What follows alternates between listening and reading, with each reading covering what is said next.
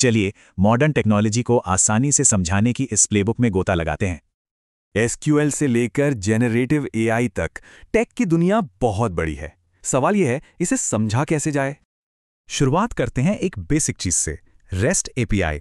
ये वो तरीका है जिससे ऐप्स आपस में बात करती हैं। और देखिए, ये सादी सी मिसाल कितनी असरदार है। कॉन्सेप्ट एकदम साफ हो जाता है।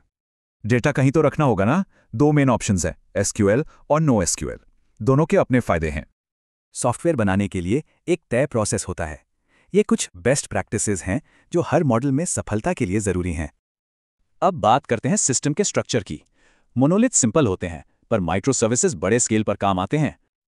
जब डेटा बहुत ज़्यादा हो जाए तो एक अलग अप्रोच चाहिए। यहीं पे हडूप जैसे फ्रेमवर्क काम आते हैं।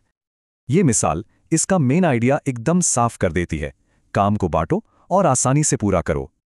तो सोशल मीडिया फीड जैसी चीज़ों में ये कैसे काम करता है? असल में ये एक बहुत सोचा समझा प्रोसेस है। कई कस्टमर्स को एक साथ संभालने के लिए मल्टी टेनेंट मॉडल होता है। इससे लागत और आइसोलेशन दोनों में बैलेंस बनता है। अब आते हैं इंटेलिजेंस पर। जनरेटिव एआई जो नई चीजें बना सकता है, और गैन्स इसका एक कमाल का उदाहरण है। इसे एक होड़ की तरह समझिए। एक एआई नकली चीजें बनाता है, दूसरा उन्हें पकड़ता है, और दोनों बेहतर होते जाते हैं। एआई से बेहतरीन नतीजे पाने के दो खास तरीके हैं। या तो बेहतर प्रॉम्प्ट्स दें या मॉडल को ही रीट्रेन करें। प्राइवेट डेटा को सेफली कैसे यूज करें? इसका जवाब है RAG। ये पहले फैक्ट्स ढूंढता है, फिर जवाब जनरेट करता है। तो एक जेन एआई आर्किटेक्ट का दिन कैसा होता है? उनका काम प्लानिंग, टीम वर्क और ऑप्टिमाइजेशन के बीच बटा होता है। तो असल बात यह है कि सिर्फ जानना काफी नहीं, उसे साफ साफ समझा पाना ही असली स्किल है। जैसे डेटा के रिश्तों को समझाते हुए सही स्टैटिस्टिकल टूल चुनना ही गहरी समझ दिखाता है।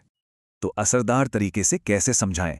आसान मिसालें दें, नतीजों पर फोकस करें और अपनी बात को एक कहानी की तरह बताएं।